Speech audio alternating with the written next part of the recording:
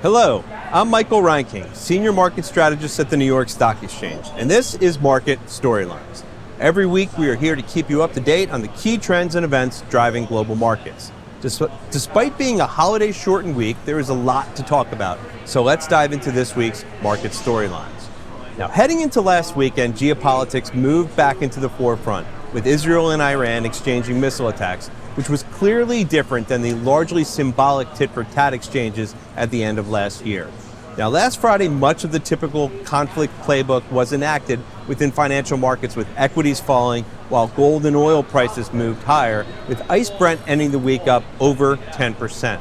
Now, however, the typical safe haven flows into the US dollar and treasuries were much more muted than we've seen in the past, with yields actually moving higher on concerns that the rise in oil would complicate the inflation backdrop.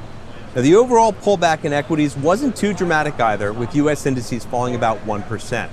Now, as we've discussed in the past, these types of geopolitical events typically have a limited lasting impact on financial markets, with investors looking at the prospect of the conflict spreading and whether there could be prolonged disruptions in commodity markets. Now, Iran makes up about 2 to 3% of global crude production, and there are always concerns about the Strait of Hormuz being cut off, which much of the world's oil and LNG ships through.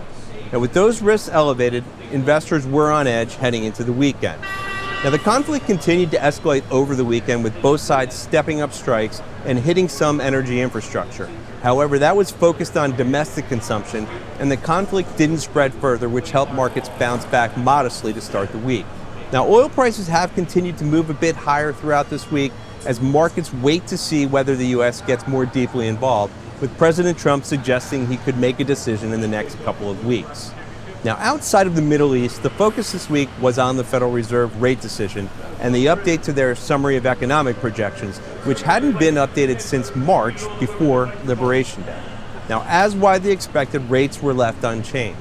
Now, the committee modestly downgraded expectations for GDP. The unemployment rate ticked up to 4.5%, while projections for inflation moved up to 3.1% for core PCE before falling back to 2.4% in 2026.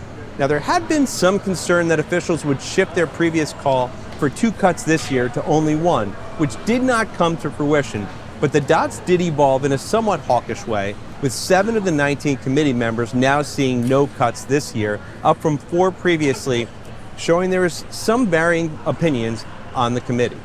Now, Chair Powell's commentary was very similar to what we've heard recently, that the economy continues to remain resilient, and as long as that is the case, he is comfortable with the current monetary policy stance, waiting to see the impact of tariffs on inflation.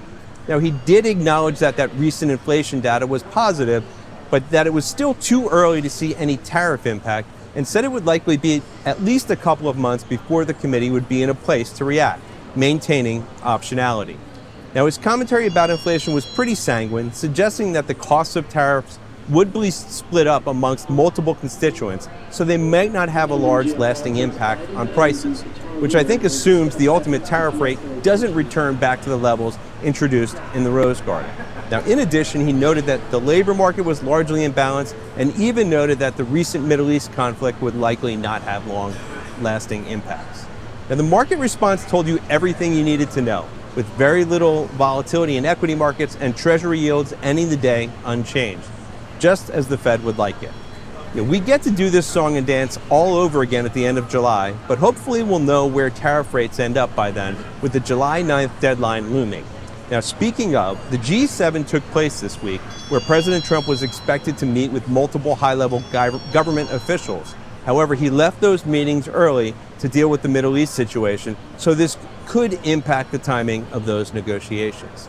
Now, as we're recording on midday on Friday, U.S. markets are kind of hovering around unchanged, with the S&P 500 continuing to hover right around 6,000. But there's still a big liquidity event at the close, as today's triple witch expiration is simultaneous expiration of stock options and index futures and options. Now, the closing auctions associated with this event have consistently exceeded 1 billion shares. Now, some of the hedging activity with options associated with options expiration may have also helped to suppress the volatility this week, So it will be interesting to see if we start to see an expansion of the recent tight ranges next week as those positions roll off. Now, as we look ahead to the first week of summer, the key economic data will be the global flash PMIs on Monday and PCE later in the week. Now, Chair Powell will be testifying before Congress on Tuesday and Wednesday, and Fed officials will surely be coming out of the woodwork. We'll also start to get some of the very early cycle earnings, including FedEx, Nike, and Micron. And next Friday is also the Russell reconstitution, another big liquidity event. Well, that's going to do it for this week. Thanks for spending some time with us. If you liked today's episode, please tell a friend or leave a comment wherever you listen to your podcasts. I'm Michael Reinking. Thanks for joining me. I'll talk to you again next week.